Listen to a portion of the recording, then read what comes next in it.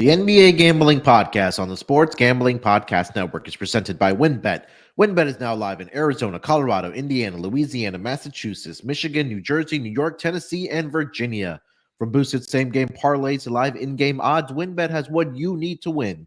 Bet $100 and get $100 at wynnbet.com or download the WynnBET app and start winning today.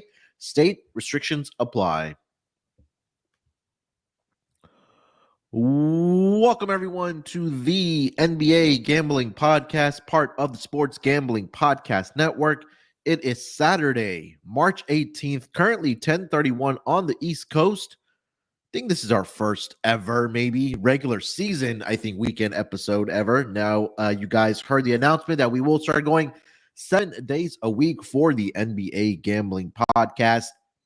But joining me here to help me break down the games here for Saturday, you guys know him as the voice of the Tennis Gambling Podcast, the NFL Gambling Podcast, the WNBA Gambling Podcast, and of course here on the NBA Gambling Podcast, it's Scott Studio Reichel. Scott, what's going on, my man?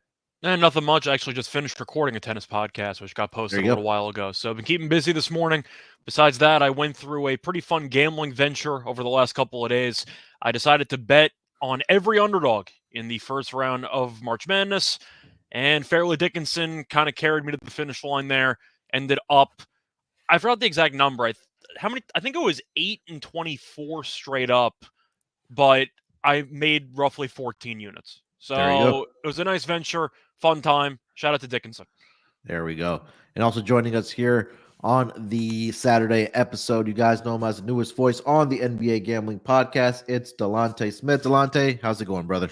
Not bad, man. Ready to get on the right side of some of these games. Had a pretty good night last night, minus the Lakers blowing that game. But otherwise, man, ready to get to it and get some winners out. Yeah, incredible night last night or a game-winning shot, I guess we could say, if you're a Dallas Mavericks fan. Big victory for them as far as the standings kind of go, and that Western Conference play-in tournament bracket area, I guess we can say. But yeah, that was a fun game to watch last night. But you know what? We'll do the recaps and everything on the Monday episode. But quickly, we can recap the picks from yesterday from Terrell and Scott. How did the day turn out for you guys yesterday, Scott? Overall, I ended up splitting. I won the dog. I had the Spurs plus the points. I thought about taking them on the money line as my dog, but thankfully decided to go elsewhere because they choked away a massive 29-point lead in the second half. But they ended up covering the 8.5, so I didn't have to worry about it. But unfortunately, I fell a little bit short on the dog. I had Jaylen Brown, 30-plus points. I thought there was a decent chance that Tatum might not play because he was struggling just with his stats, and he had a hip issue.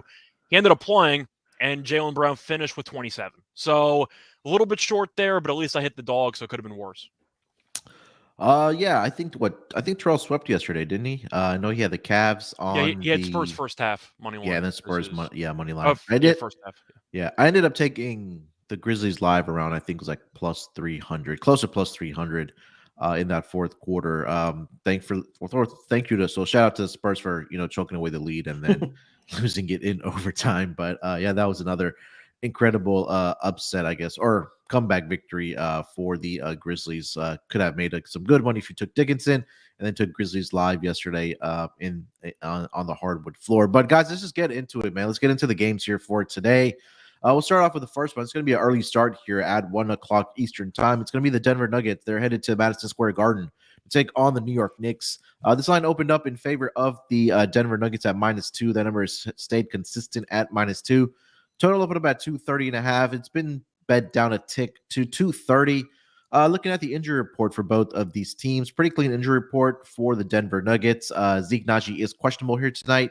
And then for the New York Knicks, Jalen Brunson is officially, questionable here tonight, or this afternoon, I should say, with the foot issue that he's been dealing with. So definitely keep an eye out if Brunson is a go here tonight, closer to game time. Scott, why don't you lead us off here? Denver -2 in Madison Square Garden here tonight to take on the New York Knicks. I think I'm going to lean to the Nuggets in this one. I think it's a pretty tricky call. Brunson might play, but I am curious how rusty he's going to look, or if the Knicks are going to have to kind of tweak everything back to the way it was offensively, and maybe they'll struggle early on. Denver finally won a game. They beat Detroit, which I don't know if that counts, but that counts for something, I guess. I think I'm going to lean to Denver here because I don't think the Knicks' offense in the fourth quarter is going to do enough of exploiting these mismatches with Jokic and pick and roll. And that's kind of the main way that teams have attacked Denver defensively. It's involving Jokic and pick and rolls. We know New York's going to just drop a bunch of ISOs for Randall down the stretch. So I don't think that's really going to change anything. I just feel like Denver offensively still has a great offense. That's never changed. Jokic is a matchup problem for everybody on the Knicks to deal with. And I think that with a supporting cast and with them winning a game, to get back on track, maybe just mentally, I think 2 is a little bit short. Brunson, if he plays, is going to have a good game because I do think, even with some rust, the pick and roll switching, like I just said, is going to be a serious advantage for the Knicks. If he doesn't, you still have Quickly, but Randall's still going to want to chuck the ball 20-something times. Barrett's going to want to chuck the ball 20-something times. I'll lean Denver here. I just feel like this line's a little bit short. All right. Delonte, what do you got for this game? Yeah, I'm leaning to Denver side too. Kind of want to wait until the Brunson news comes down. Maybe we get a better number. Maybe it'll go down to, or go in the Knicks' favor, and we'll get maybe Denver as a short dog or maybe at pick 'em price. But yeah, I think Scott pretty much outlined it. The guard play, the Knicks don't defend the guards very well. I mean, in the last 5 games, they've had Dame go for 38, D'Lo go for 34, Rozier go for 25. So, I mean, I think Jamal Murray's in line for a big game here, and the Nuggets they won, but they didn't look good against Denver. I mean against Detroit. Yeah, I know they won and covered, but that game was tied going into the scored fourth by quarter. 19 in the fourth quarter. Yeah, they were awful for 3 quarters. Yeah, so I mean, I didn't see enough to fully buy in, because otherwise, if I was seeing them get into a good rhythm after the coach called them out and play better basketball, then I would have been all over him in the spot. But I think that I'm going to wait for the Brunson news to come down, and I'll be on the Denver side. I mean, the Knicks don't have much of a home court advantage, 16, 17, and 3 ATS. They have played a tough 5-game stretch with a 2 and 3 straight up in ATS. So with Brunson back, like Scott said, not sure how rusty he'll be, but I'm leaning to the Nuggets on this one. And that's if he plays. There's no guarantee Brunson's even going to suit up. Right. Yeah. I think I'm going to go back to the Knicks first half here. Kind of seen over the last 5 to 10 games that, especially defensively, Denver has really struggled. I know they only held Detroit in their last game to 100 points, but they still gave up 62 in that first half to the Pistons. And though that fourth quarter was really where, Pistons were struggling to score, but on average, the Denver Nuggets are allowing over the last 5 games in the first half to their opponents 63.2 points. And then we kind of take a look at the numbers in the first half. I mean, we know how great the New York Knicks are in the first half. But even the total over the last 10 games in the first half, Denver Nuggets are 7-3 towards the over. The New York Knicks are 5-5, but at home over the last 10 games, New York Knicks 6-4 to the over, and then the first half spread over the last 10 games in the first half.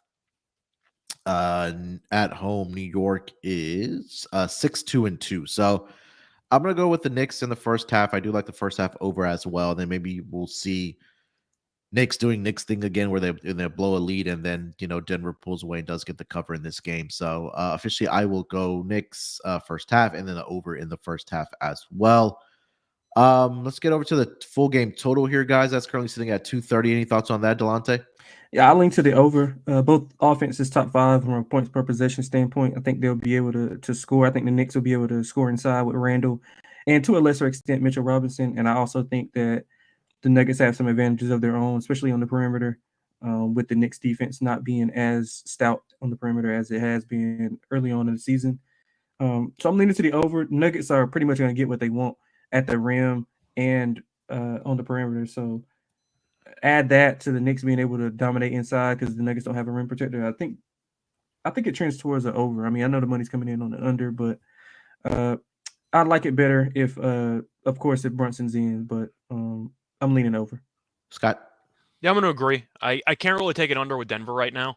And I know that they were good defensively against Detroit in the fourth quarter, but we know Detroit is a horrible basketball team, especially now with them just voluntarily, openly tanking and benching all their good players at this point. I see points here. I think both teams offensively are good enough to exploit what the other team struggles at early on. My issue is the Knicks in the fourth quarter, which is why I'm going to lean to Denver to win the game and to cover. It wouldn't surprise me to see kind of a similar story to what we saw with that Denver and Detroit game. Not to the same extreme of outscoring them by 19 points in the fourth quarter, but I could see a close game, maybe a one-possession game with like 7-8 minutes to go. The Knicks take a lot of fadeaway jumpers, and Denver runs a lot of, Jokic actions, and New York can't handle it. I can see the Knicks going on a pretty underwhelming final couple of minute stretch there to lose the game, but I'm going to lean to the over. I really can't take an under with Denver right now based on how bad they've been defensively. Yeah, I think I agree with everything that you just said there, Scott, about how bad they've been defensively. So, and we know they're a good defensive team, and Delonte pointed out as well that the Knicks do struggle, guarding those guard positions. Now you have Jamal Murray, Michael Porter Jr. Here this afternoon to take advantage of how bad defensively the Knicks have been. So yeah, I like the full game over as well, first half over as well. Let's go over to some player props in this game. Delonte, you have anything as far as player props? I like RJ Barrett over, 27.5 points, rebounds, and assists. He's over in 4 of the last 6. I like the matchup for him with Denver, not being able to stop dribble drives. He's also been more aggressive on the boards. I am kind of worried about his facilitating role. I think that Josh Hart came in and took some of his facilitating role away. So the assists do worry me, but I think that he can be able to score here on the Nuggets front line because I'm assuming that he'll be matched up with Michael Porter. Is what I'm assuming. So I think, of course, he can get by Michael Porter and do some damage. So I like him over 27.5 points, rebounds, and assists. I also like Jamal Murray over 20.5 points. I outlined the guard struggles that the Knicks have been having in the last 5 games. So I think that, with the struggles that he's having, he hasn't scored 20 in the last 4 games. So, I mean, he's not shooting the ball well. I think he can exploit the pick and roll with Mitchell Robinson and sometimes with Julius Randle, depending on who's on Jokic at that time. So Jamal Murray over 20.5 points and RJ Barrett over 27.5 points, rebounds, and assists. Scott, any player props? For me, I feel like I got to look at quickly in this one, assuming that Brunson's either not going to play or is on a minute restriction. I just talked about how Jokic, we all know, can't really guard pick and roll defense. That he can't guard the pick and roll that well, and we know how fast quickly is. I can see several blow by situations for him. I think you're looking at quickly points potentially, maybe threes. But I do think if you want to just pick the primary ball handler on whichever team Jokic is against, that's usually a good approach. Because once again, these pick and roll switches have been a disaster. We saw Toronto torch this team defensively a couple of games ago, and Van Vliet had a very solid game shooting-wise. I could see threes for quickly. I could see points. Maybe Brunson if he plays, but once again, I'm a little bit concerned about the rust factor, maybe the minute restriction factor. I think Jokic probably has a huge game. I think he might go for a triple-double here. Besides that, I'm trying to think if I want to go for like Jamal Murray threes if I wanted to make a case for it. But yeah, I think that's basically going to wrap it up. Maybe I'm thinking if I want to do like an Aaron Gordon point, just because I do think the Knicks defense might potentially send a double at Jokic, and you might see Gordon cut back door or just a lot of off-ball action. The Knicks aren't always good at staying with their men. So I do think you'll end up seeing Gordon have a lot of uncontested attempts at the rim. It's kind of just the basic stuff for Denver. Yeah, I was thinking either points for Jokic here tonight. I think that he'll get his points here tonight. He's had pretty good success against this Knicks defense. I think he's put up back-to-back 30 points performances in his last 2 games against them. From double check that here. So sorry, earlier this year he hasn't played them this year. So he's had 21, 32, 32, 22, 25. Obviously the rebounds have been there for him as well. I think maybe Michael Porter Jr. 3-point prop. That's at 2.5 at -130. I may look at that. Anything else for this game, guys? Nope. Pretty much it. That's all I got. All right, let's keep it rolling here. The next game on the schedule, we have the Orlando Magic in LA tonight, I believe. If I'm not, let me double check. I may have written that wrong. No, that's right. But that's right. Is that right? Okay. Yeah, that's right. Yeah. All right. Yeah, we do Orlando in LA here this afternoon as well. There's going to be a 3:00 Eastern start. Looking at the opening lines for this game, I am currently seeing the LA Clippers opened up as 8.5-point favorite. The number has now been now it is at -6.5. Total up at about 227. That number's been bet up to 231.5. Looking at the injury report for the Orlando Magic, pretty clean. Jonathan Isaac is going to be out, and then Jalen Suggs is also out with a concussion. For the LA Clippers, Kawhi is going to be out for this game. He is taking a day off finally after a month. So I know Scott, we're talking offline. You can't really roast him when he's played almost every single game for the past month or two for the Clippers. Let's see, anybody else of significance? Norman Powell, I read yesterday, doesn't have a timetable for his return. So you still have Russ, you still have Paul George. Most of the guys will be in this game for the Clippers. So guys, let's start with the side here first. Minus 6.5 in favor of the Clippers hosting the Orlando Magic. Scott, lead us off with this one. So for me, my main play, I just kind of mentioned it before we went on air. I think Westbrook is a pretty good game tonight or today. I just think at the end of the day, you're going to see a spot where Kawhi's out and you're thinking of all the usage rate options that the Clippers have. And yes, they kind of rotate guys in and out, but Norman Powell's not going to play either. We know he's not afraid to shoot the ball.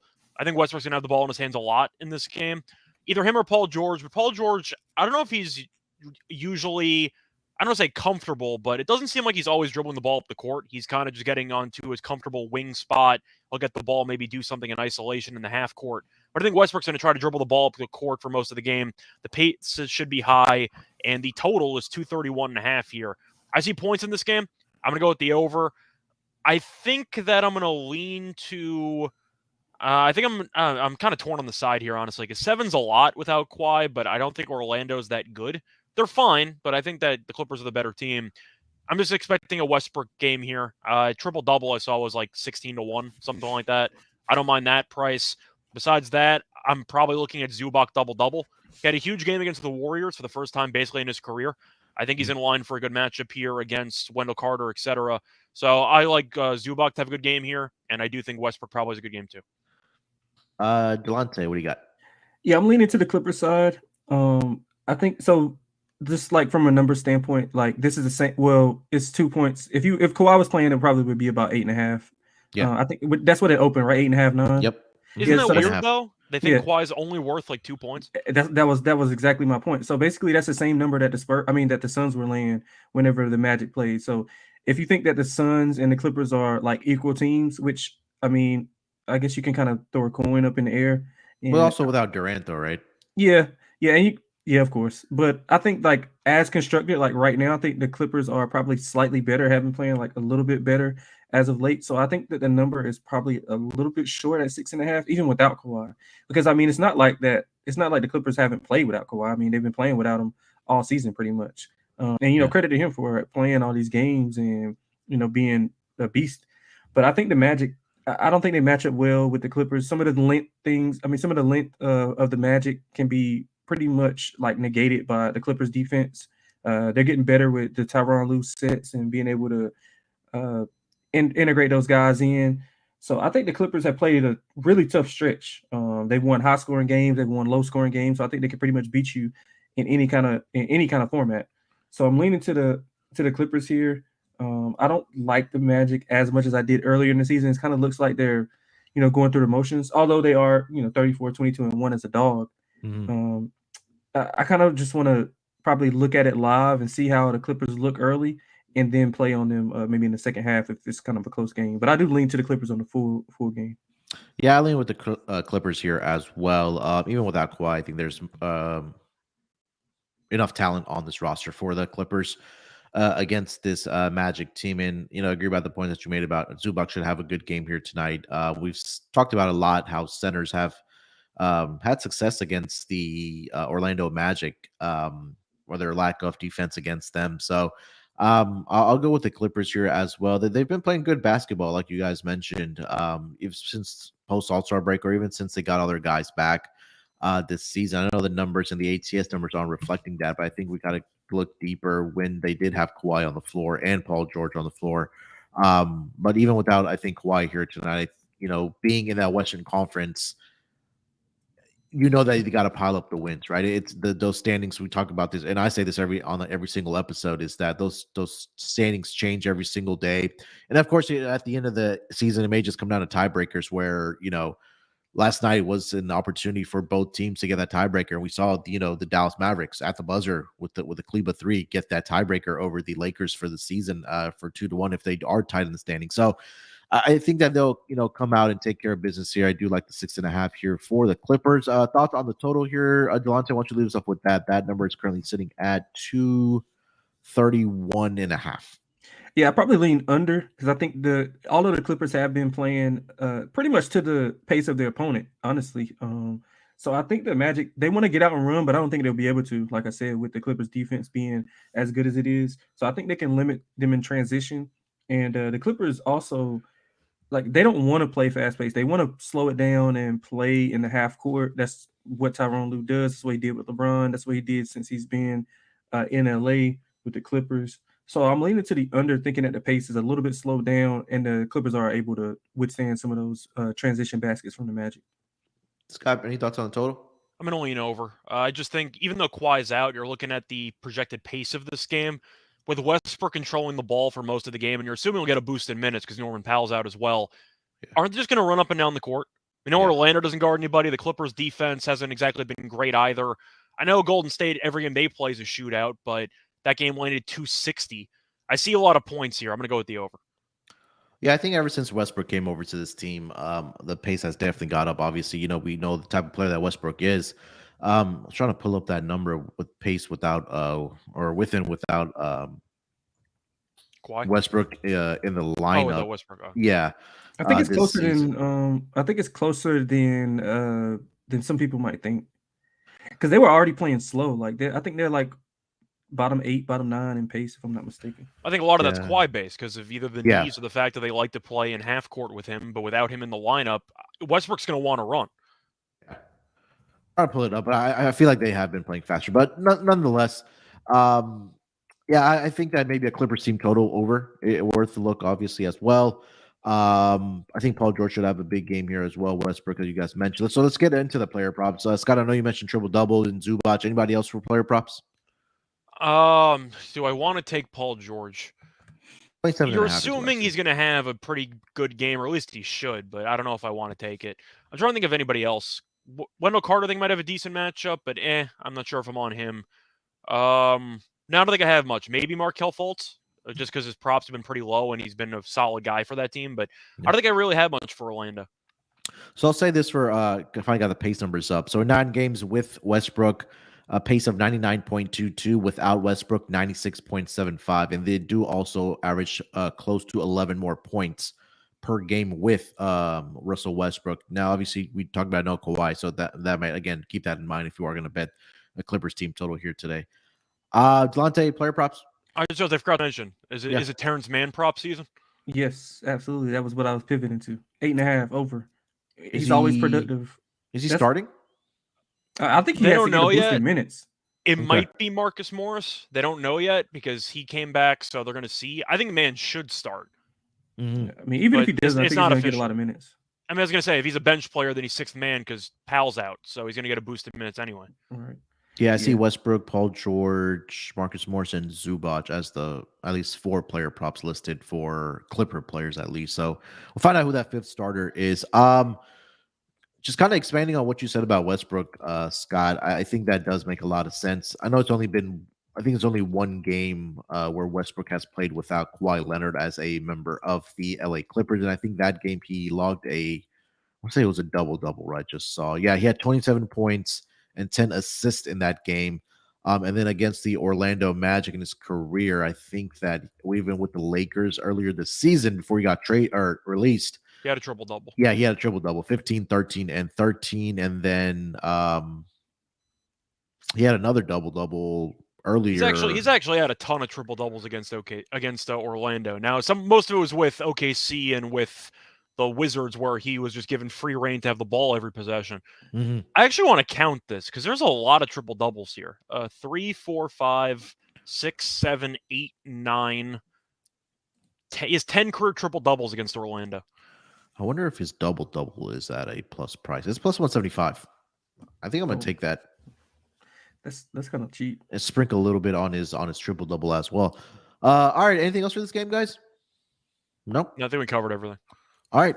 Before we keep the conversation going here, let me tell everyone about our presenting sponsor. That is going to be WynnBET. WynnBET is the official online sportsbook of the Sports Gambling Podcast Network, and WynnBET is now active in Massachusetts and tons of other states. Be on the lookout for the WynnBET Win Hour each Thursday from 5 to 6 p.m. Eastern Time. During WynnBET Win Hour, marquee games of the week will have better odds on WynnBET, giving away larger payout opportunity. And March Madness is officially underway. So many ways to bet on the big dance. Sign up today to receive a special offer. Bet 100 and get 100. Limited state availability. And of course, for our DGens only, if you hit the biggest long shot parlay of the week, you get $1,000 free credit. There's so much to choose from. All you have to do is head over to head over to wynnbet.com or download the WynnBET app. Offers up to change. Terms and conditions at wynnbet.com. Must be 20 years or older and present in a state where playthrough WynnBET is available. If you or someone you know has a gambling problem, call 1-800-522-4700. All right, gentlemen, let's keep it rolling here. The next game on the schedule is going to be the Philadelphia 76ers. They are in Indiana here tonight to take on the Pacers. They are in a back-to-back situation here, are the Philadelphia 76ers. They did play on Friday night against the Charlotte Hornets, where they absolutely crushed them, 121-82. Shout out to the Hornets, scoring a whopping 26 points in that second half yesterday to kill my my over bet. But let's start with the opening number here of -6. That number has pretty much stayed the course at -6. Total up at about 235. That number's been bet down to around 232 consensus. Looking at the injury report for both of these teams, Sixers, again, since they were on a back-to-back, not yet when submitted. For the Indiana Pacers, Chris Duarte is going to be out for this game. Tyrese Halliburton is also out. Both of those guys are dealing with ankle sprains, and also Benedict Mathurin is also out. So the guard position suffering with ankle injuries, a lack of depth there for the Indiana Pacers. Delonte, why don't you lead us off with this game? The Philadelphia 76ers -6 in Indiana. Yeah, I'll lean to Philly. They were in a similar spot maybe a week ago against Minnesota, and they absolutely boat raced them. So they're 1-7 in a row. They've covered 5 of those 7. They're still dominant as a favorite, 28-20, 17-15 ATS on the road. So I like the way that the 76ers have been playing as of late. They're dominating the bad teams, and they're getting by the good teams. So I think they're rounding in the form, and that's kind of scary with a Doc Rivers team that they're rolling this late. So they might collapse early, which I'm hoping they don't. But as constructed, I don't think the Pacers can do anything with Embiid or the guard play. You mentioned all those guards being out with Halliburton. I don't trust Indiana without Halliburton. We've seen what they did without him in a larger sample size earlier in the season. They're coming off a huge win. I think me and you went off for pretty much all over Milwaukee in that matchup, and they got a win there, surprisingly. So I think that they go back down, a little bit to the pack here and to their regular season rating. And I like Philly here. I don't want to lay it. I might just look at them first half and also first quarter, being that Indiana is the worst first quarter ATS team in the NBA. But yeah, coming off that big win, and they're returning home from a 3-game road trip, I don't think they have enough to withstand some of the things that Philly has been doing as well as they've been doing it lately. Yeah, these two teams matched up earlier on March 6th, where Philly got the victory 147-143. That was a game where Harden had 20 dimes. Joel Embiid finished up with 42 points in that game. But more importantly, the guys that I did mention for the Pacers that are out in this game, Tyrese Halliburton in that game, 39 points, 16 assists. He's not playing here tonight. Chris Duarte, he played 24 minutes, but wasn't much of a factor. And then I think that was the game where Mathurin got hurt. He had 14 points in that game, as well as 2 rebounds. So, now you're missing those 2 guys that accounted for 53 points of the 143 there for the Indiana Pacers. And now you're going to rely on guys like TJ McConnell, who, he's good filling in the role of backup point guards. He had a pretty good game in that game too. He had 12 points, 5 rebounds, and 4 assists. So I'm kind of obviously waiting for the injury report since they are on a back-to-back. I'm hoping Joel Embiid doesn't sit because he just dominates his Pacers team. I think Sixers. I think I would go Pacers early and then probably Sixers in the second half in this game. But Scott, what do you got for this game? For me, I'm going to go with the Sixers. I was on the Sixers yesterday. Terrell and I disagreed. I understand the principle of not wanting to lay 10 points on the road, but I looked at the matchup and just said Embiid's going for 40, and unfortunately they were up by 90 points, so he didn't play the fourth quarter when he had 38 points through 3 quarters. So he could have had 50 or 60 if he really wanted to. They just didn't need him, and I think that's really going to hurt the Pacers because even though it is a back-to-back, the Sixers were up by so many points that no starters played the fourth quarter. So I think that they're going to be able to just come back out and smack this team. The last time they played, we saw this game land, 400 points between the two of them. It was just no defense at all. Harden had 20-something assists. Indiana was playing some of the dumbest defensive schemes I've ever seen. They were double teaming Harden and just letting Embiid score 40 points. I don't know what they were trying to do, but I'm going to go with the Sixers here. You mentioned how Halliburton's out, Matherin's out. They got Turner back, so maybe their paint defense will be a bit better, but who's supposed to shoot the ball? Like, Buddy Hield's going to attempt 23 pointers in this game? Who's going to score for this team? Yeah, it's not always a bad thing with Buddy Hield shooting 3. You just take Miles Turner player prop points over and you just hope he takes 10 3-pointers. Like, I don't know who's going to score for this team. I mean, I don't know what happened in that game against the Bucks the other night where the Pacers absolutely blitzed the Bucks. I know Giannis was in foul trouble, but they still put up I think it was like 70 plus points. It was like 100. What did they score? 139 in that? Yeah, that was uncalled for, man. I don't know what the Bucks they scored 84 in the second half. So I like the over. Yeah, I mean, I can't bet an under. I mean, that was a game where you had 22 from Aaron Nesmith, 24 from Nembhard. Buddy Hield had 20, and then they had 3 guys off the bench that were in double figures. TJ McConnell, double-double. George Hill had 15 points as well against his former team, and then Jalen Smith as well had 14 points. So, I mean, is this a Turner game? Like, do you just take Turner 3-pointers and just hope that Embiid's sagging all the way into the lane and he's going to chuck 10 3-pointers up? Yeah, I mean, we'll get into the player props here. Then you like Miles Turner? I think I have to be tempted. Somebody's going to have to score for this team. I mean, the argument is Indiana gets killed and they bench everybody, but you're looking at who might be, the main guys taking shots. Hield is going to take some shots, but does he dribble that much? Not really. He's more of a catch and shoot guy. He can dribble a bit, but he doesn't do it that much. Turner, maybe. I mean, Duarte's out. They don't have anybody. Do you take Nembhard? I mean, I like McConnell as like a backup point guard. Does he shoot that much? Not really. I don't know. You got to find somebody who's going to score for Indiana. I think I'm going to get on a TJ McConnell double here tonight. When they play. Again, it's going to have to be a collective team effort. Is just what it's going to have to be for this team, like they kind of did against the Bucks. But I just feel like it's like the Sixers team that if everybody is playing here tonight, and I think that's a great point that you made there, Scott, that no starters played in that fourth quarter, which gives them some extended rest. No starter played more than 30 minutes last night for the Philadelphia 76ers. So you would kind of expect them to play here, all those guys to play here tonight. I'm trying to see when their next game is. Why don't you do let me look that up, and then Delonte, do you have any player props?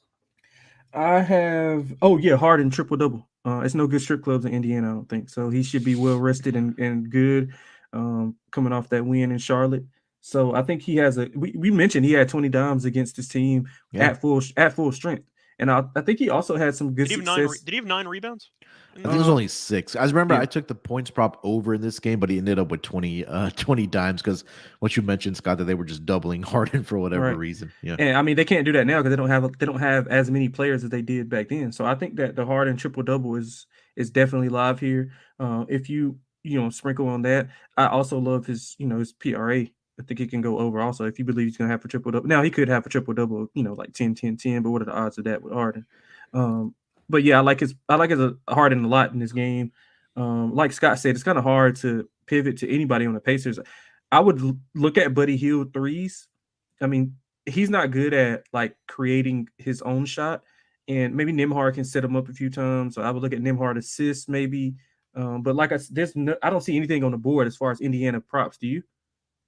I do see Indiana props. I don't see any Sixers props. I see Aaron Nesmith, Buddy Hield, and Miles Turner. Yeah, I don't see Harden triple-double up at one book. It's 550.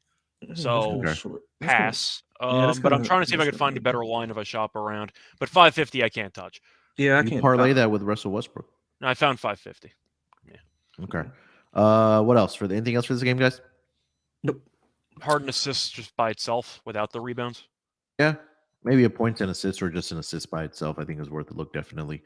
All right, guys, let's get over to the next game of the afternoon or the evening here tonight on Saturday. We got the Minnesota Timberwolves. They're headed to Toronto take on the Raptors.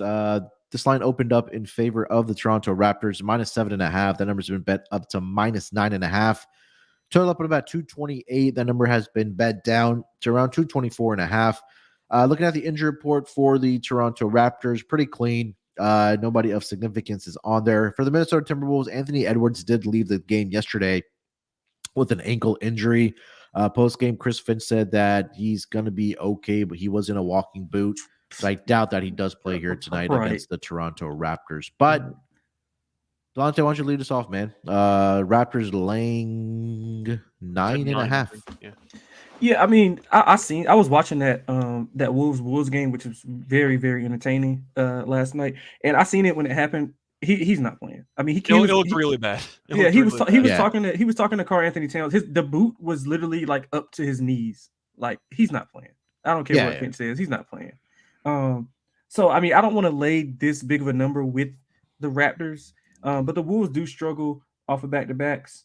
And of course, they went into a war last night. Mike Conley turned into the old Mike Conley of, I don't even know if he can turn into the old Mike Conley. That might have been just some like Ohio State Mike Conley, because I don't remember him scoring that much in Memphis. But they were in a war last night.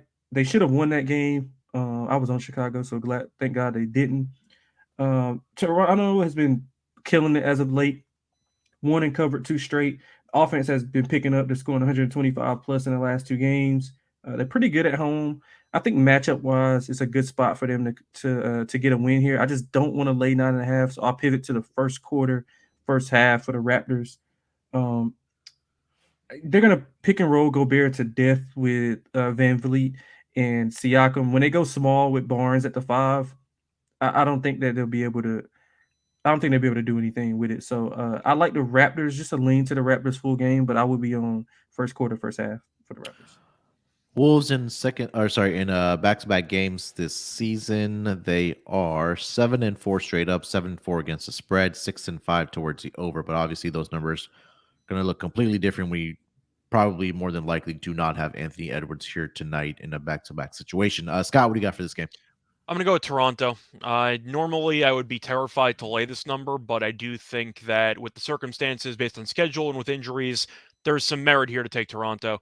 Toronto is 9 games over at home, so they have been a good home team, and they've played better lately. Beat Denver by 15 at home, beat OKC by 17 after a pretty long road trip. So when they got back home, they've actually been playing very well. But Minnesota, in addition to Edwards not playing, once again, they played a double overtime game. I'm going to have to read off the minutes here because they also played in Chicago, so there's a little bit of travel there. Mm-hmm. But to look at the actual minutes that everyone played here, McDaniels, 45. Kyle Anderson, 51. Shout out to him, member of the fan club, another triple-double last night.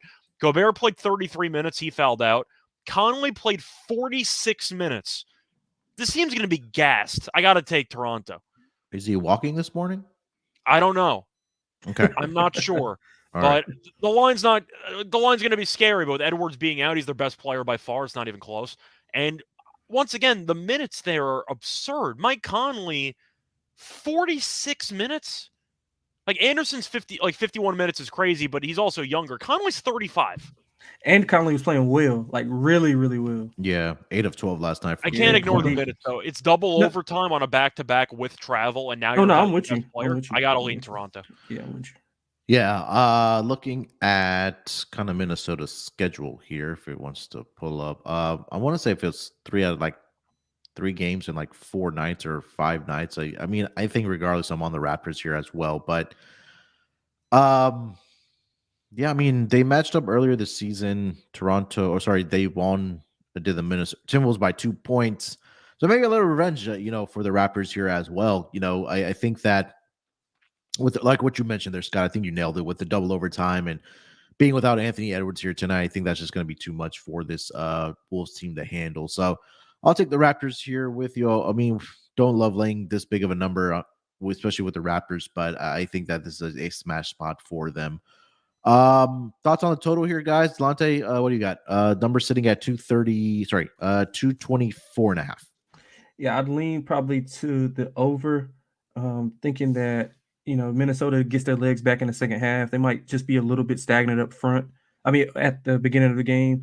So Toronto, like I said, they've been averaging 125 in the last 2 games. So the offense has been clicking. So I'm leaning to the over, but I would much rather play a Raptors team total over, thinking that they have some advantages with the pick and roll sets and their small ball lineup is going to dominate the Timberwolves. It's right now it's at 117 and a half, if I'm not mistaken. Probably can shop around. You probably can get a 117, but 117 and a half, like consensus. I just like the way the offense has been playing, and Minnesota's defensive numbers, as you alluded to, Munaf, is just a little bit.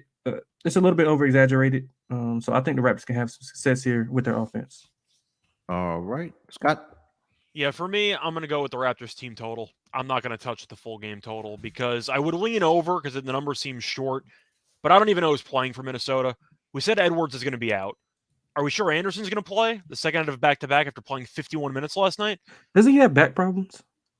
Anderson?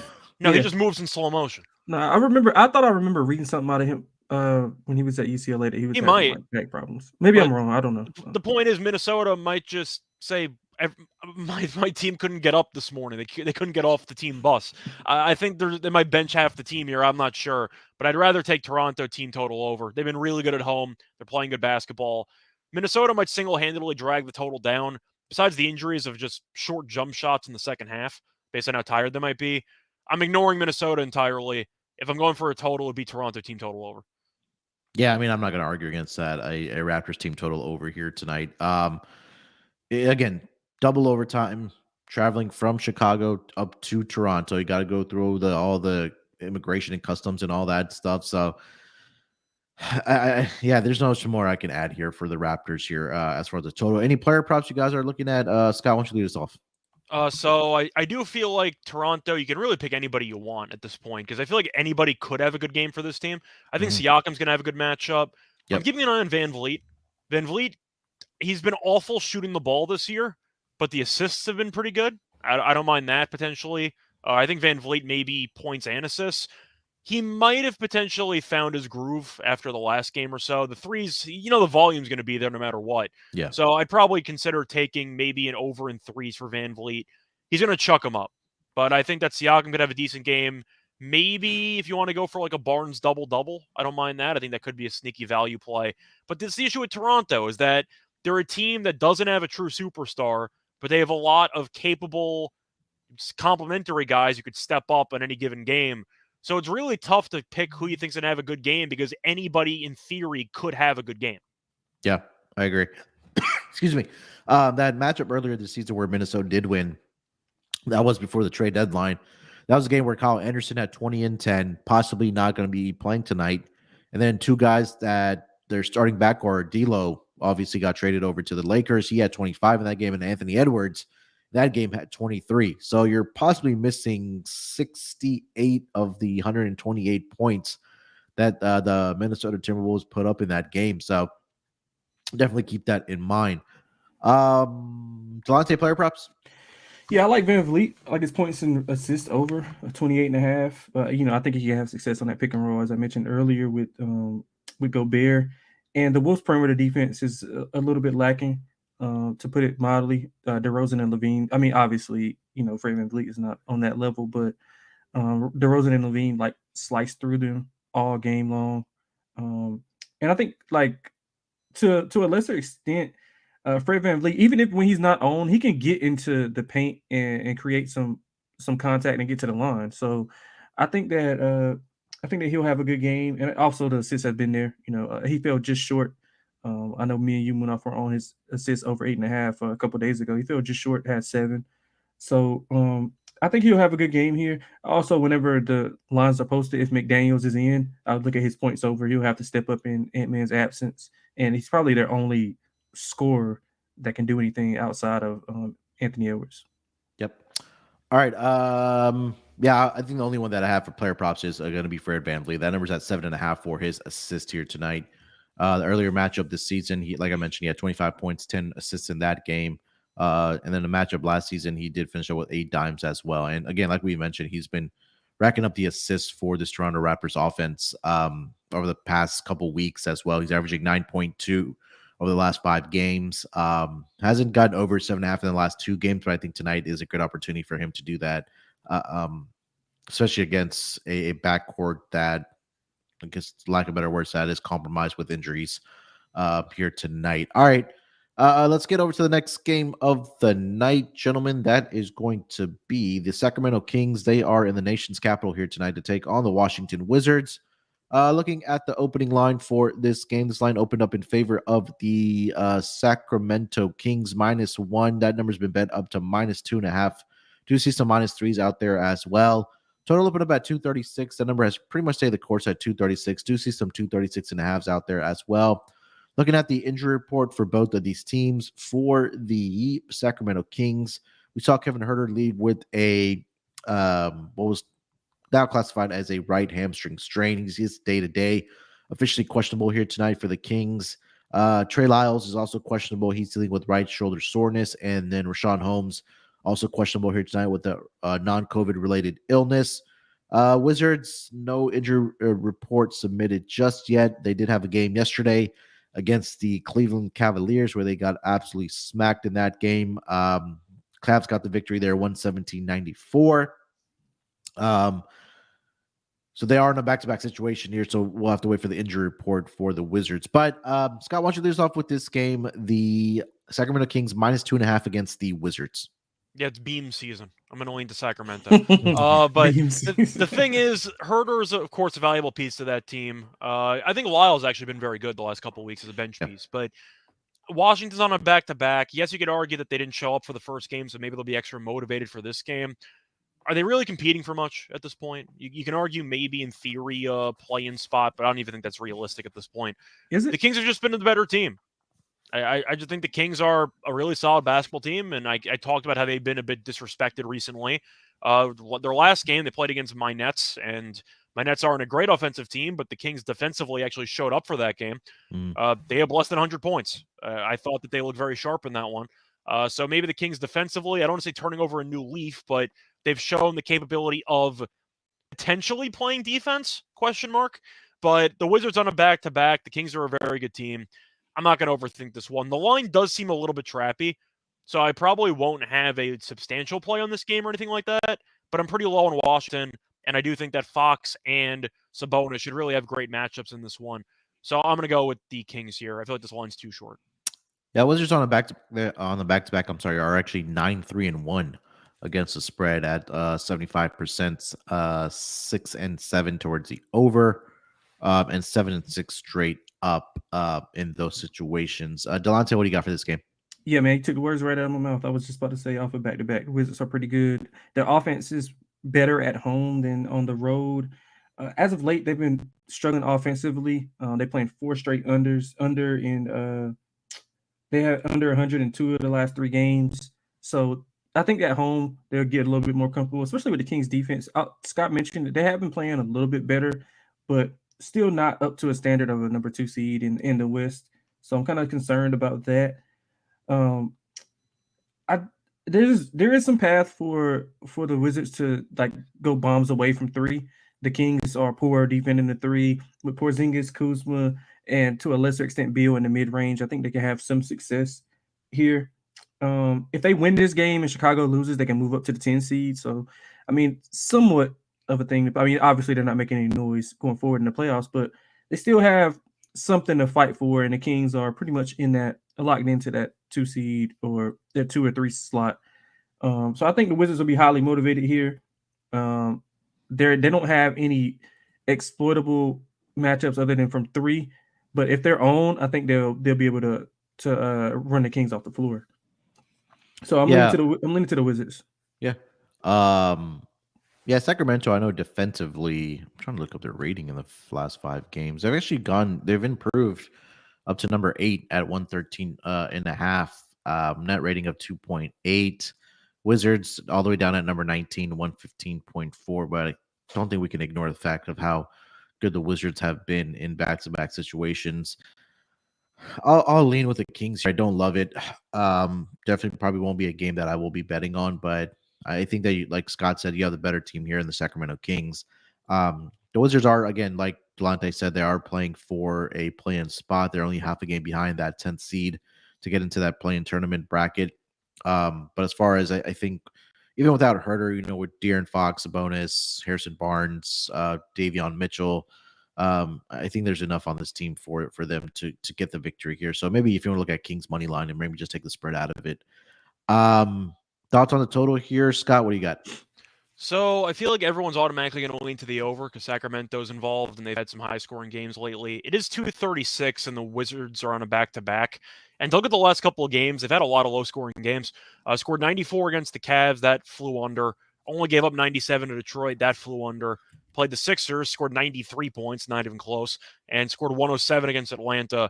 I'm going to lean under here. You mentioned how in the last 5 games or so the Kings defensively have been better, and Washington's on a back-to-back. They're also missing some supporting cast pieces. Herter's a good floor spacer. Lyles gives the bench unit a little bit of juice. I'm going to lean to the under. This number feels a little bit too high. Delonte. Yeah, I'll probably lean under also. The Wizards 4 straight unders, like I mentioned, and the offense has been struggling. Well, I think they get on track today. I don't think that it'll be a shootout like many people do think. As Scott mentioned, what I do like is the first quarter over. The Wizards, they are the best first quarter over team in the NBA. They perform well starting off, but they just tail off at the end. The Kings offense travels, and usually they get off to hot starts as well. So if you want to play the over, I would look early, maybe first quarter for sure. First half, I would like split a unit, first quarter, first half, and then probably go under in the full game. Yeah, I think I like the under in this game as well. Mentioned it with Sacramento being number 8 in defensive rating, where post All-Star break they were one of the worst defenses in that span, but they've really improved over the last 5 games. Again, with the Wizards coming off the back-to-back here, having to travel as well from Cleveland back home. I mean, probably not a huge road trip or a huge plane ride, but there obviously is still travel involved. I was trying to see the road numbers for Sacramento. I think they're going. I think they won 6 straight road games, straight up. I'm not sure about ATS, but I think they're going for the 7th straight road win, if I'm not mistaken. Let's see here. Kings away. Yeah, they have won 1, 2, 3, 4. Yeah, 6 in a row. Straight up. In their last 6 road games. So, yeah, I think I'm going to go with the under in this game as well. 2 straight unders on the road. Last 2 games, like we talked about, Bulls and Nets, they did go under that total. So under for me as well. Let's get over to some player props. Scott, anything that you do like? For this one, it's a little bit tricky because the Wizards are on a back-to-back, so I'm not exactly sure how they're going to try to exploit this Kings team, or if Porzingis will be able to actually run up and down the court for the entire game. But I'm going to lean to Sabonis in this matchup. Doesn't he always kill Washington, like his entire career? It just seems like it, yeah. Especially when he was with the Pacers. He was I was going to say, the Pacers, I remember, used to demolish this team. Let me Yeah. just pull up the numbers here. But even in general, Gafford barely plays because either they don't like him as a fit or he gets into foul trouble. Sabonis had a triple-double against Milwaukee. He's been solid, and we know Sabonis has been a bit of an underrated triple-double magnet. I'm not saying he's going to get one in this game, but I want to just pull up the numbers against the Wizards. He had a triple-double in this year. In December. They played on the 23rd. He had 20, 15, and 10. Besides that, 16, 11, and 7, 30, 10, and 6, 28, 9, and 7, 30, 13, and 13, 32, 19, and 9, 35, 11, and 6. Yeah, he kills this team. So I think I have to look for Sabonis. Okay. Delonte, any player props?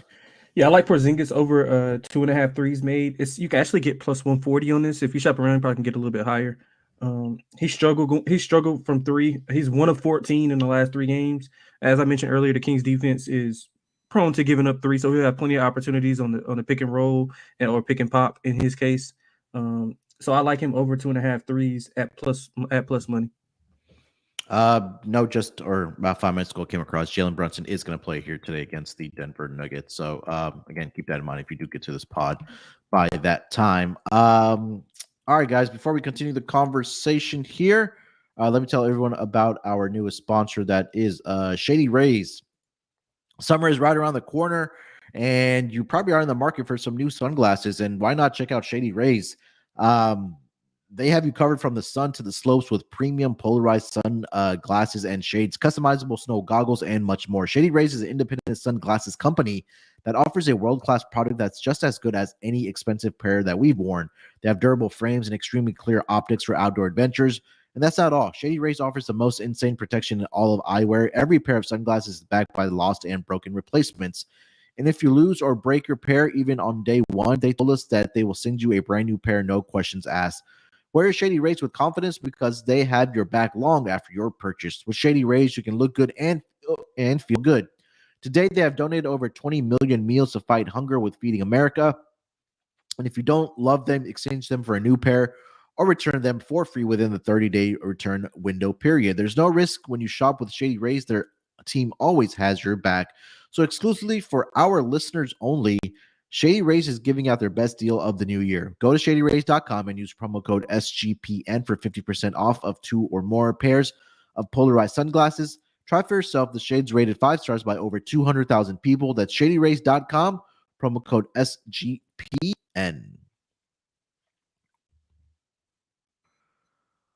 All right, guys, we'll cut it here for part one. We'll get into part two for the final 2 games of the Saturday game. So again, make sure to check out part 2 with our lock-in dog in there as well.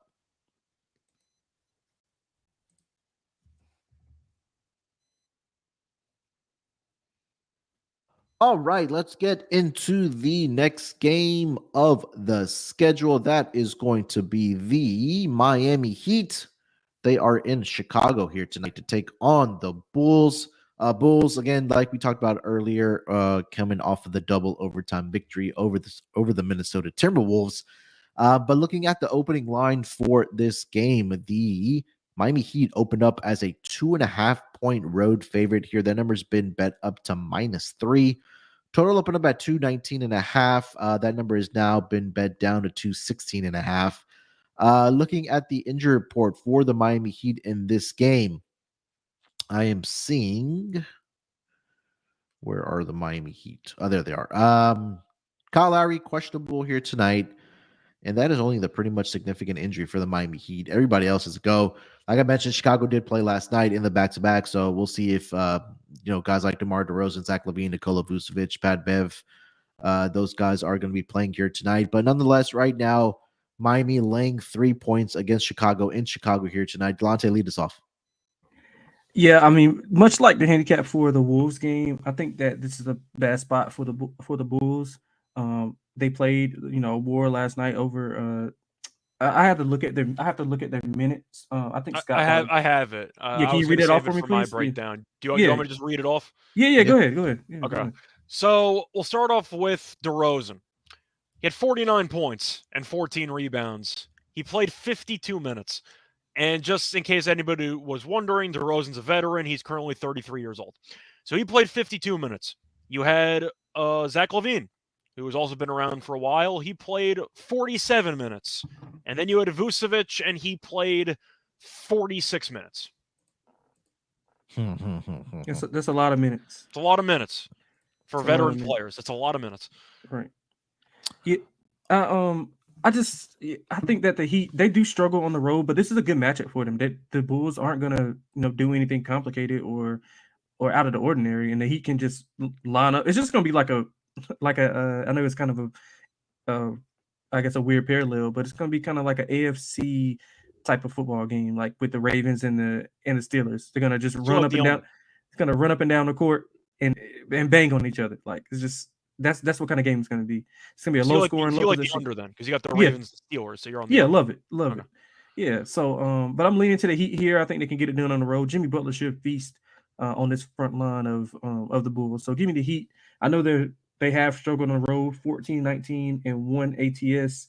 They don't fare well as a favorite, 17-32 and 3. And although some of those numbers might vary depending on what book you grade the close at, but it's somewhere in that vicinity. Either way, it's not good, for them. They have been playing better offensively. They playing 4 straight overs. So the defense has been a little bit worse than average. They've allowed 115 plus in the last 4 games. I don't think you have to worry about that with the Bulls, especially coming off a back-to-back. So I'm leaning to the Heat here, minus the points. Scott, what do you got? I'm going to go with the Heat as well. Conceptually, you'd think the Heat are actually just a bad matchup for Chicago, but Chicago's actually 2-0 against this team this year. But I am going to lean to Miami just based on the scheduling spot. I mentioned all the minutes for the veterans. You see DeRozan and the minutes tab starts with the number 5. That's not a good sign for a back-to-back here for a guy in his 30s.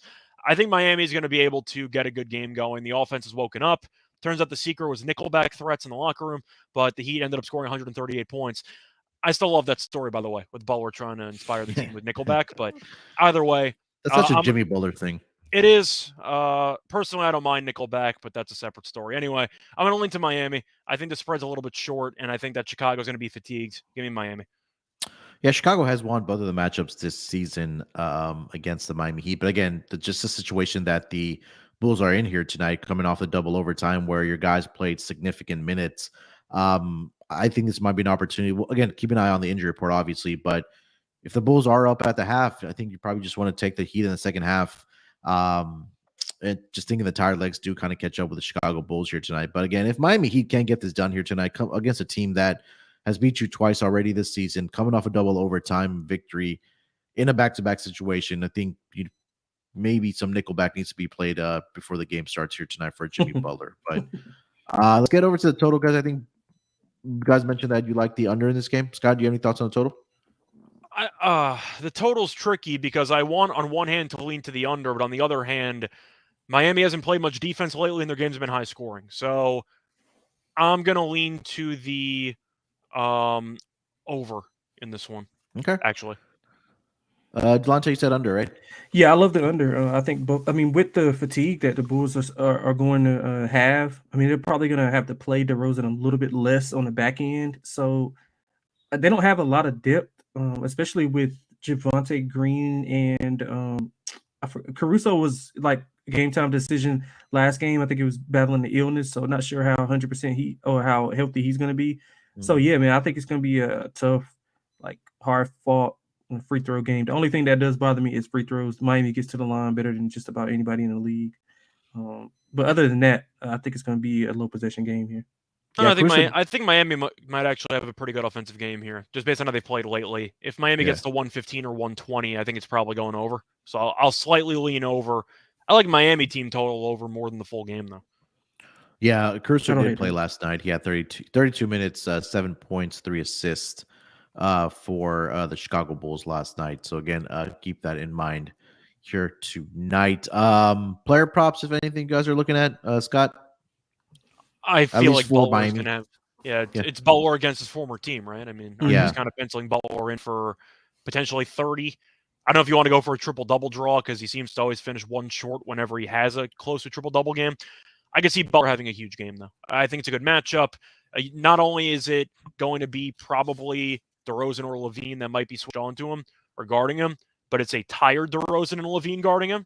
He might go to the line 20 times. I think that Butler has a pretty big game tonight. Maybe triple-double, maybe 30 points, but I think Butler puts on a show. Delonte, any player props? Yeah, I'm right in line with Scott. I think Butler has a big night. Look at him over his points, especially. He's going to get to the line because he's going to bruise that front line. I mean, they're not going to be able to handle him when he posts up. So I like him over a lot. Maybe look at some Tyler Hero threes. I think it's at 2.5, if I'm not mistaken. Probably just ladder it up to 3.5. I think he has a big night from deep. Yeah, I know Chicago has been struggling to defend the three-point line as well. Trying to pull up the exact numbers here. Excuse me. Over the last 5 games, Chicago is allowing 16.6 makes per game, which ranks number 29th. They're allowing opponents to shoot about 41%, which ranks number 27, and they're allowing about 41 attempts per game, and at least over the last 5 games, which also ranks number 27. So they're bottom 4 in 3-point defense all across the board over their last 5 games. So I do like that call about Tyler Hero. Last 3 games in his career against the Chicago Bulls, including 2 games this season, 4 3-pointers made, 4 3-pointers made, and then 6 3-pointers made back in April of 2022 last season. He's also getting up the attempts 7, 8, and 11 over the last 3 games. So I think that's a great call there on the 3-point shots for Tyler Hero. Anything else for this game, guys? Well, all right. Let's get over to the next game of the night. 2 games left on the schedule here. First game is going to be the Golden State Warriors. They are in Memphis here tonight to take on the Grizzlies. Looking at the opening line for this game, the Golden State Warriors the Memphis Grizzlies open up as a 4.5-point favorite. That number is now sitting at -2 across the board. 236.5 was the total. The opening number, that number's been bet down around 234.5. Do see some 234s out there as well. They won't have an injury report for either of these teams because they did play last night. Did see Memphis come from behind, 29-point comeback. They get the victory in overtime. Then Golden State fell short on the road again in Atlanta. Another road game here on a back-to-back situation for both teams. Let me try to pull up the back-to-back numbers here for both of these squads. So for the Warriors, back-to-back situations, they are 8-6 against the spread, 7-7 on the total. And then for the Grizzlies in back-to-back situations, 5-4 straight up, 5-4 against the spread. They are 5-3-1, to the under. Scott, lead us off with this game. Golden State Warriors in Memphis on the road, where they have absolutely been abysmal. So the @ sign means that the game's in Memphis, correct? Yes, sir. So I'm going to go with the Grizzlies in this one. They had the thrilling comeback win against the Spurs yesterday. I should have even slammed the Spurs harder because it was clearly a look-ahead spot for them facing off against Golden State the day after. Like I should have done a better job of actually checking the schedule there. Spurs covered anyway, but Memphis at home has been great. Warriors on the road, not so much. Both teams had a pretty high-scoring games. Memphis, for obvious reasons, going to overtime. But I think I just have to go with Memphis here. At the end of the day, you will get Draymond back in the lineup, which is going to help Golden State, but they can't stop anybody. They're horrible on the road. Memphis at home is solid. Now, they did play in San Antonio, so there was a bit of travel there, which is a bit concerning. But based on the home-road splits, and once again, to go through Memphis's home record, 28-5, like they're insane at home, and not enough people talk about it. I'm going to take Memphis here. I could get screwed by fatigue, but I know Curry was battling a thumb injury entering the game yesterday. He played anyway. I'm assuming he'll play today. Clay might have to play a back-to-back, which has been a bit iffy for him this season.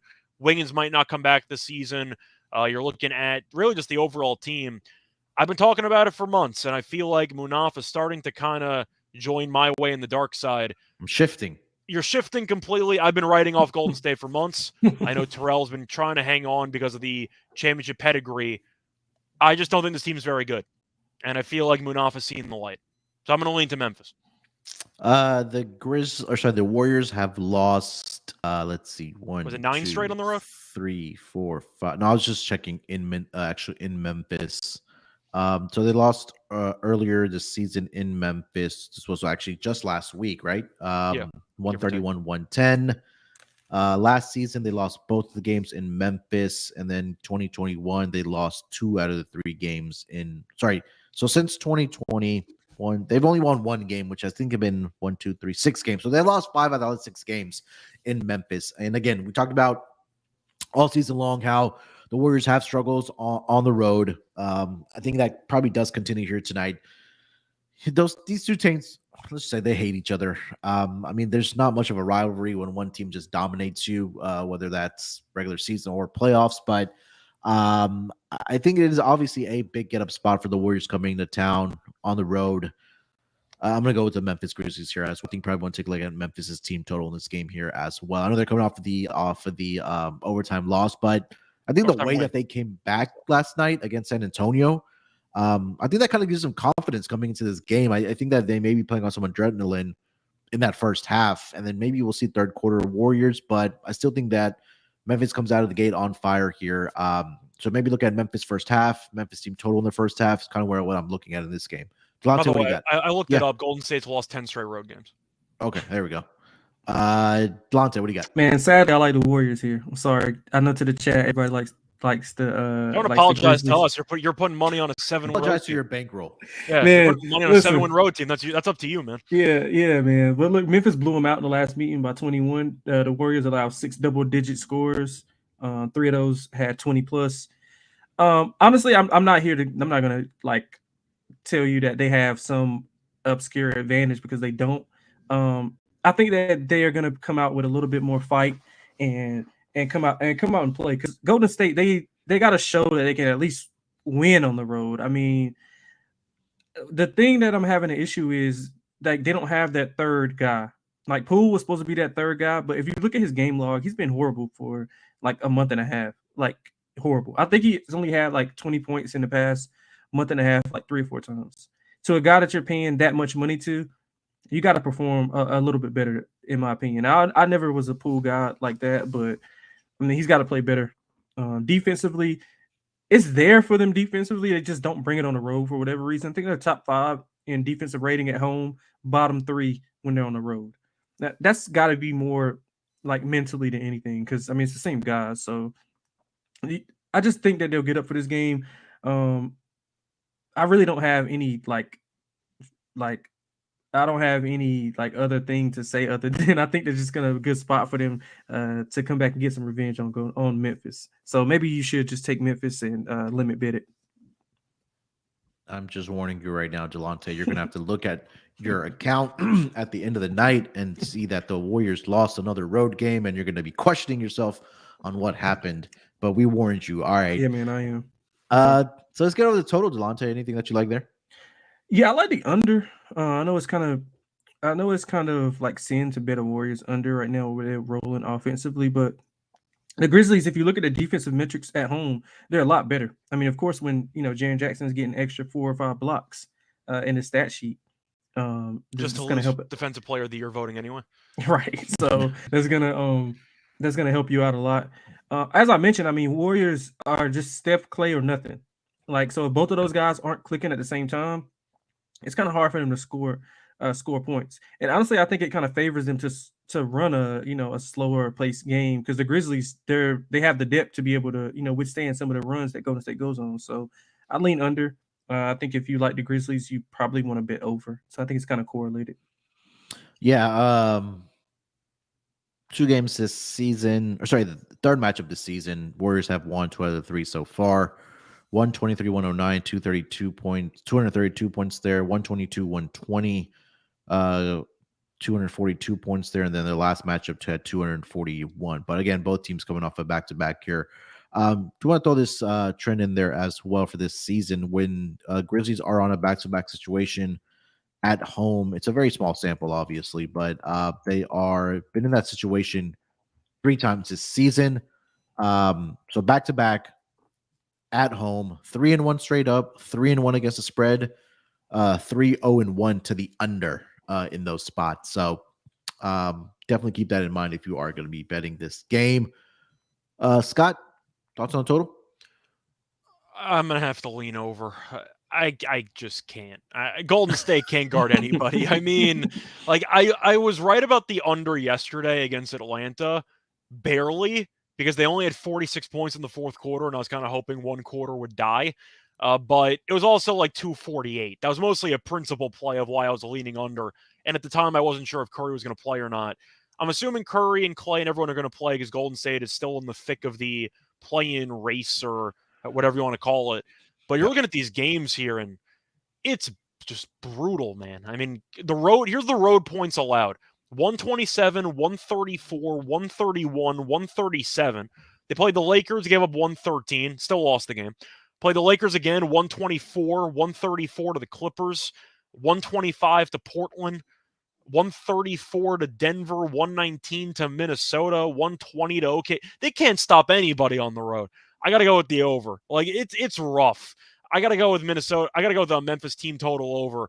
The only concern that I have, which might segue me into a player prop here. Yeah, go for it. I feel like I have to like Dylan Brooks over in points.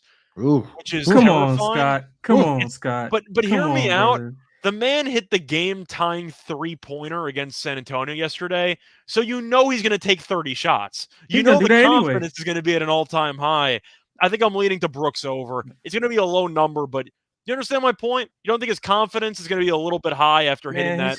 His confidence is the only clutch shot he's ever hit in his career. I mean, come on. His confidence will be high, but it seems like every time he shoots a 3-pointer, it's like he's high-fiving the air or something. I don't know what's going on if you look at his shot release. I don't know. I don't feel so bad for taking. Hey, Scott, man, I don't feel so bad for taking Golden State now that you're taking. I'm just saying, if you want to look at numbers, and I think Memphis might score 130 points, I think that there might be a little bit of value.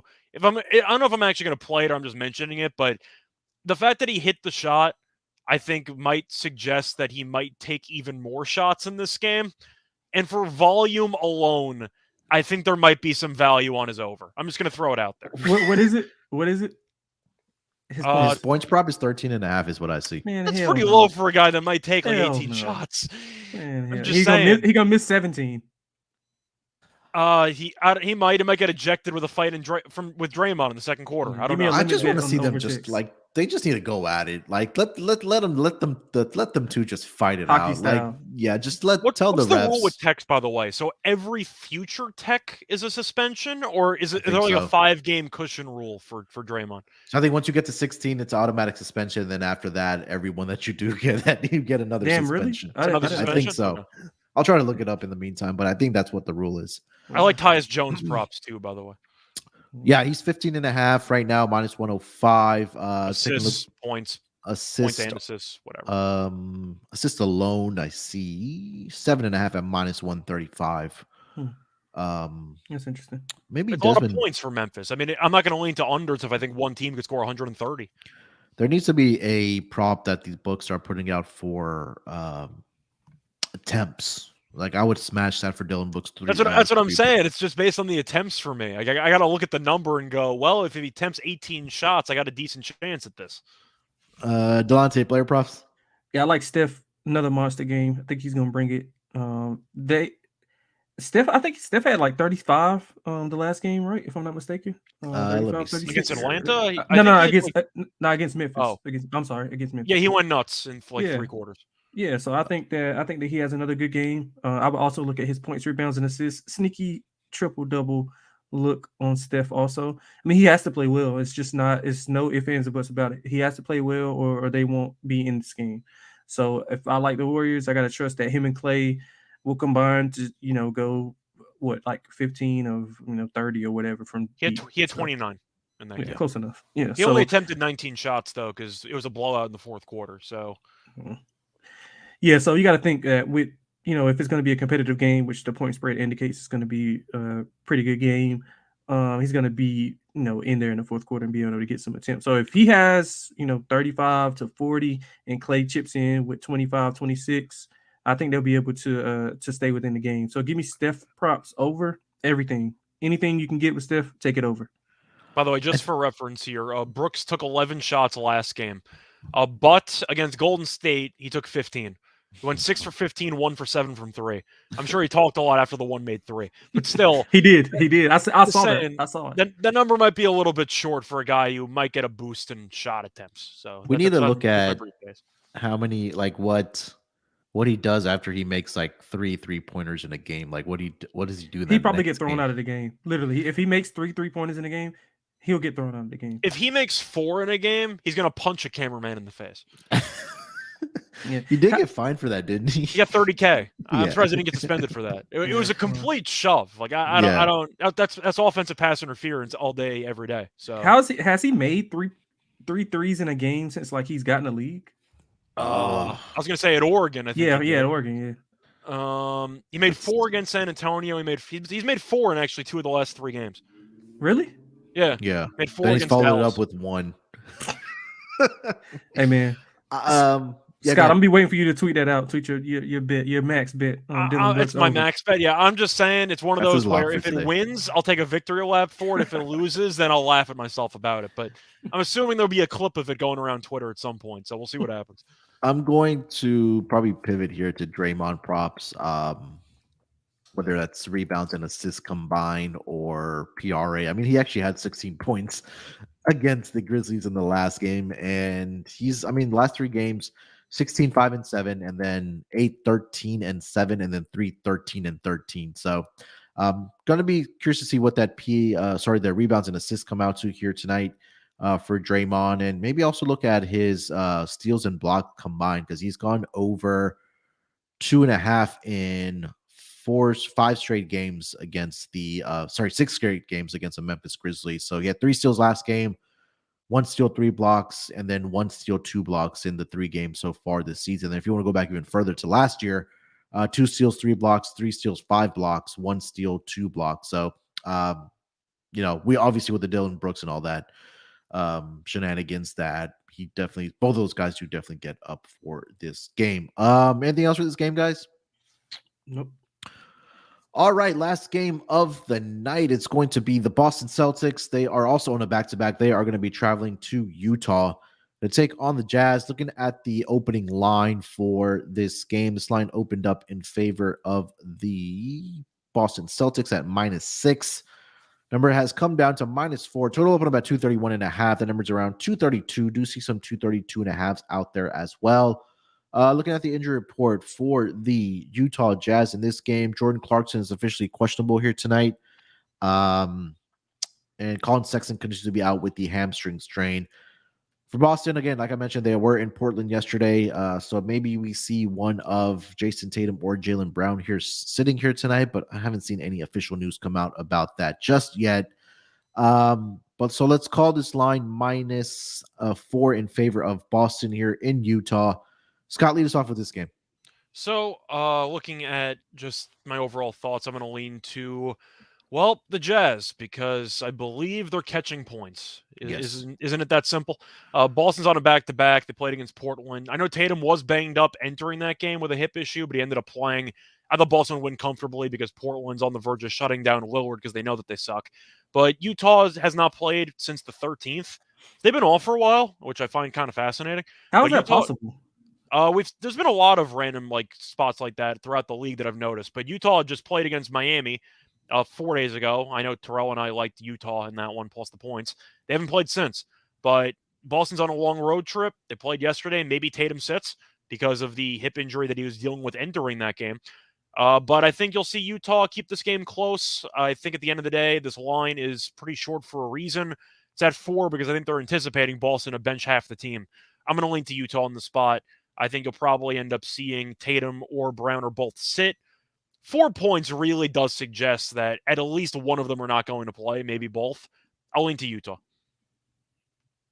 Utah for me too. I'm not expanding. We already talked about it. Delonte, what do you got?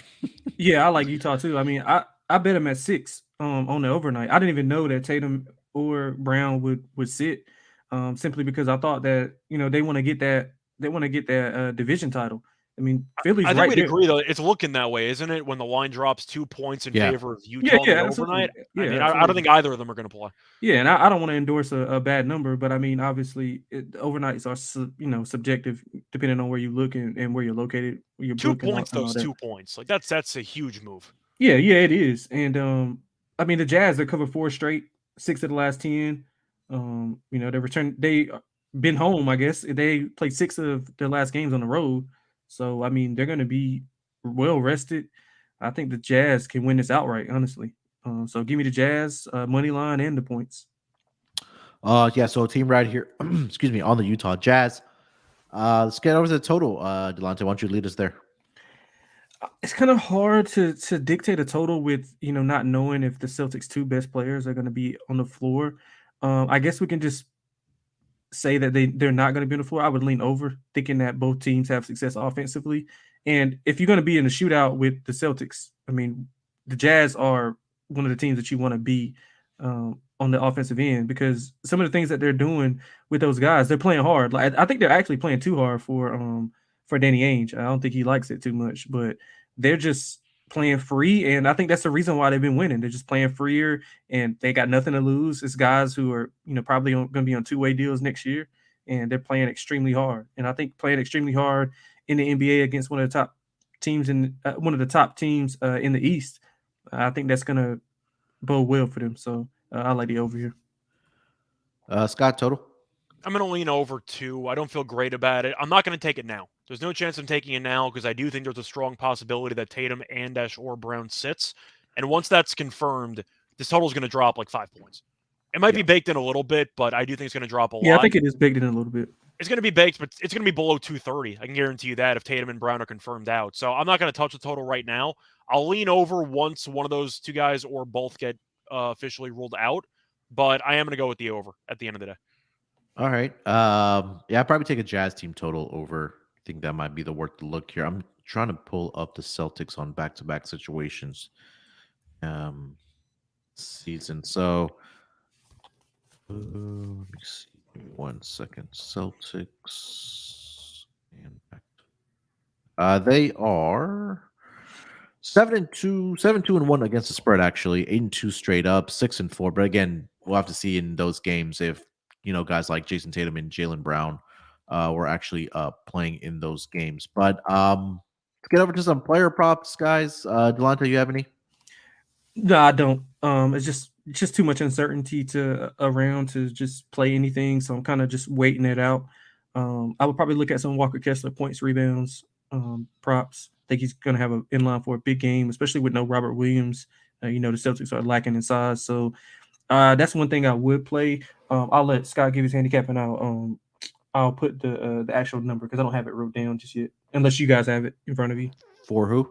Walker Kessler points and rebounds. I see his rebounds alone at 11.5 at plus 105. You want the combo? Yeah. I want to play the combo. Yeah. Points and rebounds for Walker Kessler is 21.5. Yeah, I like that over. Is it like reduced juice, or is it like minus 115? Yeah, I'll play that. Yeah, I love that. Scott? For me, I'm going to actually pivot, assuming that Tatum and Brown are out once again. Give me Derek White props. Derek White's been very good whenever Tatum and Brown have been missing. What do you have, like an 8 3-pointer game, I think, when Tatum was out? Or one of those crazy... Or when Brown was out, he had like 8 3 something. He was incredible when Brown He's been their third best player. He's been their third best player. Yeah, the only problem is Smart thinks he's the second best player, so he doesn't get enough shots.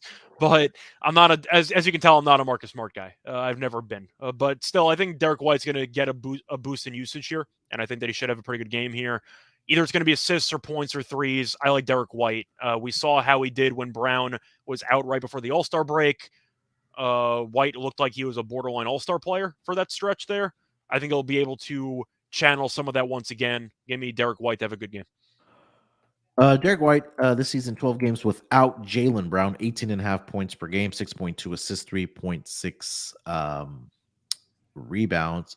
He's good, man. He's a good player. Yeah, he is. I agree. He's really good. Without Jason Tatum, 14 points, 4.8 assists, 2.6 rebounds. So it seems like he's doing slightly better without Jaylen Brown in the lineup as far as scoring points. So again, definitely check the injury report for this team later in the day. I just refresh it. I don't see anything just yet for the Boston Celtics. You guys have anything else for this game? Yeah, I thought maybe Olynyk. His rebounds are at 5.5, which just seems a little bit low to me. Because Tatum's one of the best rebounders on Boston's team. So who's he competing with? Like Grant Williams for rebounds now? Who is? I'm sorry. Who'd you mention? Olynyk. Olynyk's on. No, I'm saying who would he compete with on Boston for rebounds? Like Horford, who's going to be dealing with Kessler?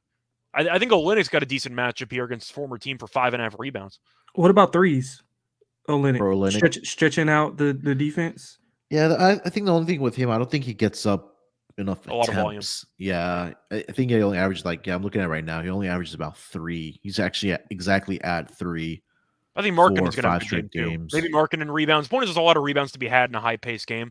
Yeah, that's why I like Kessler. I like Kessler a lot. Is Tatum averaging the most rebounds per game on the team? He probably is. Let me see. He probably is too. So, or if it hypothetically is Robert Williams, he has missed a bunch of rebounds. So yeah. So I probably would pivot to some Utah rebounds if Tatum's out. Okay. Delonte, you have anything else? No, I don't.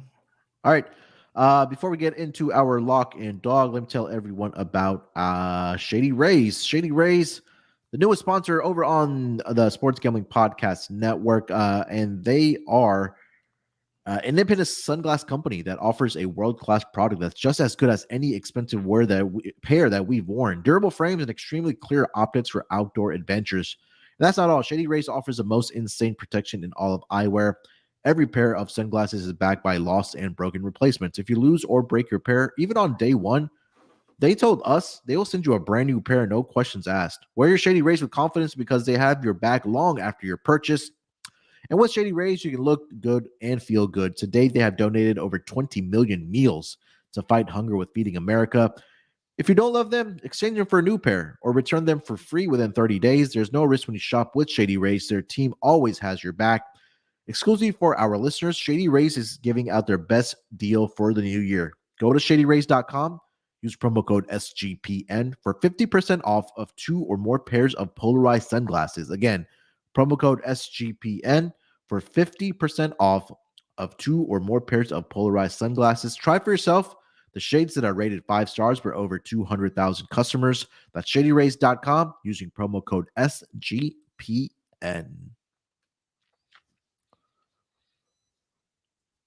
All right, gentlemen, let's get into our lock and dog here for tonight. Delonte, lead us off, my man. What's your lock and dog for tonight? Yeah, man. If I'm gonna talk about it, I gotta put my money where my mouth is. So Golden State plus the points. Yeah, man. And on the money line. That's gonna be your lock? That's my lock. That's gonna Wow. be my lock. Yeah. Okay. I got hey man, if I'm gonna say it, I gotta put my money, I gotta put money where my mouth is. So Golden State plus the points. What is it? Is it plus 4.5? Currently I see, where are you, WinBet? Give me a second here. I see it's 2. Oh shit. Yeah, that's fine. Fuck it. 2 on the spread and plus 110 on the money. That's line. where you draw the line. You're like, yeah, give me the points and the money line. He tells you the number. I don't know anymore. Give me the money line, man. I'm not gonna be scared off by it. Give me the money line for Golden State. For my that's gonna be my lock. So for my dog, I'm going with Washington. I think it's a good spot for them. At home, they need this win to get into the play-in. So I think they'll have a good crowd behind them. So give me Washington for the dog plus 2.5. I think is what the number is. Consensus. All right, Scott, what do you got? So for me, I have a couple options for the lock here. You know what? Even though, since you're going really bold by taking the Warriors on the road, I'll take another team that struggled on the road a bit, but I'll take them on the money line. Give me the Heat. I think it's a good spot for Miami. I know that I've roasted this team, rightfully so, because they're not very good on the road. But once again, DeRozan played 50-plus minutes. Levine played 47, 49 minutes. Vucevic played 47 minutes or so. Miami just scored 138 points in their last game. They got Nickelback on their side. I can't argue with Miami here. Give me Miami money line. I just think it's a really bad scheduling spot. Delonte compared it to a Steelers-Ravens game where you're going to see a lot of physical battles here. At the end of the day, I do think the last time you want to have a physical battle is on a back-to-back after a double overtime game. Give me Miami on the money line. I just think it's a good scheduling spot. All right, what do you got for your dog? For my dog, I got a couple options here, but you know what? I'll go with reliable. I'll go with Utah. Give me Utah on the money line.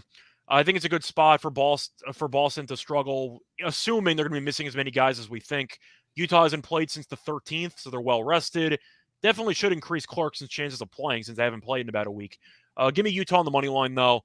It's worked all season long. I'm not going to quit it now. Give me Utah money line. All right. For my lock, Dylan Brooks over. I thought about it, by the way, as like a fun prop, but nah. I'll save that for the memes. If it hits, though, I'm taking a victory lap and a half. I'll tell you that much. They're uncertain about if the Sixers, all their guys are going to play. I was looking at their team total, but you know what? I'm just going to lay the lumber here. Scott faded the Chicago team coming off of the double overtime. I'm going to fade Minnesota here. I'll go with the Raptors minus 9.5. Yeah, other team total. I'll give out both as a locked in. A minus 9.5 for the Raptors against the Minnesota Timberwolves. Again, talked about how many minutes the Minnesota Timberwolves players played yesterday. Mike Conley should be without Anthony Edwards since he was in a walking boot after the game. I mean, it looked pretty bad. Kyle Anderson played a lot of minutes. Rudy Gobert on back-to-back. Not sure if he's going to be able to play. I think it's a plus if he does play here for the Toronto Raptors. But I think this is a good spot for the Raptors, having the rest advantage. And then again, Minnesota Timberwolves coming off a back-to-back game, double overtime. So I'll give that as my lock. Trying to find their team total right now. Yeah, I see a 117.5. 117.5. Yeah, for the Raptors. I like that as well. For my dog, I am going to pivot to a double-double. Was Harden's double-double posted yet? Let me see. If not, I know triple-double I saw. Double-double I can check. Yeah, I don't see it. I think I got to go with Westbrook, man.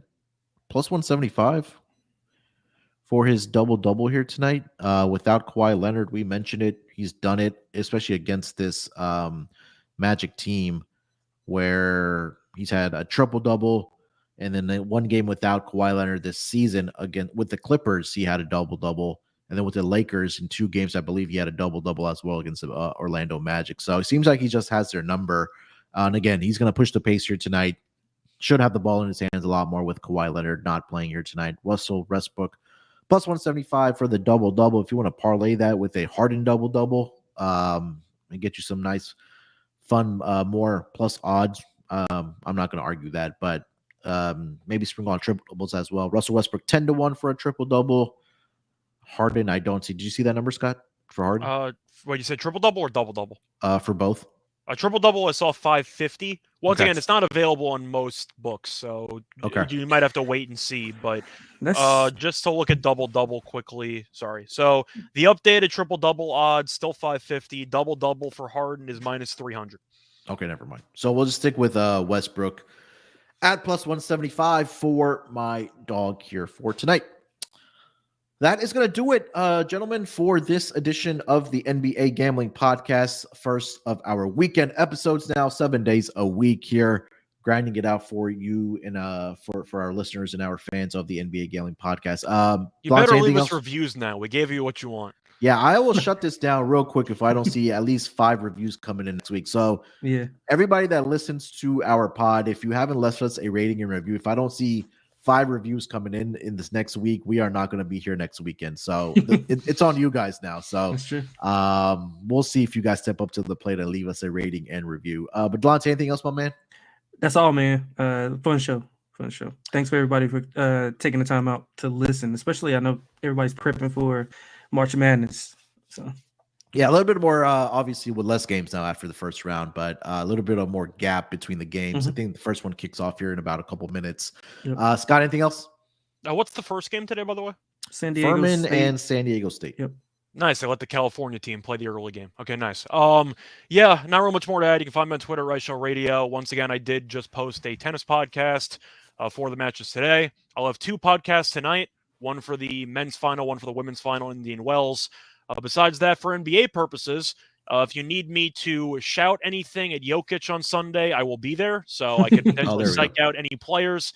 If you have player props and you want to bet unders, I'll make sure to trash talk them on your behalf. Just make sure the Jokic brothers are not in attendance, Scott. Oh, please don't. I thought they're in Miami. I thought they're still hanging out over there. Oh, they may be, but just in case they are there for the game, just make sure that you're not sitting near them and yelling out any vulgar things to Jokic. All right, yeah. Make sure. By the way, if I'm a victim of load management for Jokic, I'm gonna be pissed. I'll tell you that much. When is the game? I think it's at 3:30 tomorrow. They're playing the Knicks today, but it's the early game. It's at 1, so they're playing 3:30 in Brooklyn. Okay, all right. All right, make sure to follow Scott on Twitter at Reichel Radio. Follow Delonte on Twitter as well at XXLanteXX. Follow me on Twitter at SportsNerd824. But more importantly, follow the Twitter account for the for the NBA Gambling Podcast at SGPN NBA. Before you guys get out of here, make sure to hit that like button for us. Subscribe to the YouTube channel as well. We'll be back tomorrow in some form or fashion. And Terrell will be hosting tomorrow. I think Delonte will be on if Scott has the time. And if he got enough sleep, I'm sure he'll be joining as well. Sleep's overrated. I can be there if they need me, but it depends if they need me. We'll see. Okay. But we'll be here tomorrow in some form or fashion. And then again, we'll convene on Monday as usual. All right, guys, good luck with your bets here today. Let's break these books off and let it ride.